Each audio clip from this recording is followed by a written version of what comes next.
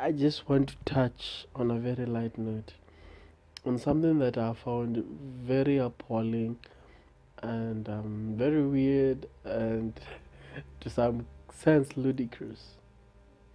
You see, when African countries and African leaders are implicated either on corruption charges, sexual allegations, genocide, the states, the United States of America, the European Union, European countries usually give very stern warnings, and they're actually followed by sanctions.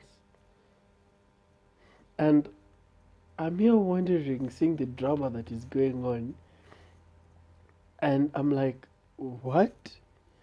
Because if we were to take Kenya as an example, when the president Uhuru Kenyatta and the deputy were running for the first time, and yet they had impending cases at The Hague. I mean, the relationship between the two countries was murky because even the White House sometimes will find it difficult to comment on Kenyan affairs or to get involved with Kenyan leaders or the two top leaders because of the fact that they have cases, impending cases in the High Court. And now I'm looking at the drama in terms of sexual allegations, and I'm seeing that it is political way and weight that actually pans out rather than trying to get to the bottom of the whole story. Because I watch and see, and I'm like, wait a minute, if this is the democratic society that the rest of the world is supposed to emulate, what is this that they're trying to show us? Are they really moving away from the fundamental beliefs and the way and way of life and the whole notion on democratic process, due process, rule of law, constitution, all everything that they have, just because they have to achieve a political agenda? This is the kind of leadership that young people like me are supposed to be looking up to. That as long as it is politically correct, it's supposed to be morally right, and at the same time, it's supposed to overshadow due process. No, I mean, no, no. Even if such a thing was happening in Kenya, I'd be the first person to say, hell no, vote against it. If a president can have sexual allegations like I think 12, if I'm not wrong, and still become the president, what does the world turn into? What has the world turned into? For young leaders, I believe this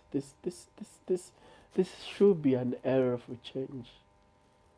This should be change. No, we should not sit and watch this happen. We should be the change that is needed in our society and in our democratic processes, either at the workplace, either politically on the national stage, either at school. No, we should not accept mediocrity. We should not accept these standards of leadership to be the bar. We should always rise up. No, as young people, no, absolutely not. No, I mean no, for real. No, if we are to really mature as a people and our leadership to be servant leadership based on the people, then we need to sometimes make the hard calls, the hard choices. Not minding whether you need to be politically correct, but minding the people that you represent. And as people that are being represented, we should always put our leaders to book, not just watching by the sidelines. And if my leader says it is okay, it is okay. No, if it's not okay, it's not okay. If it's not okay, it's not okay. Call your leader to book. They should be responsible and answerable.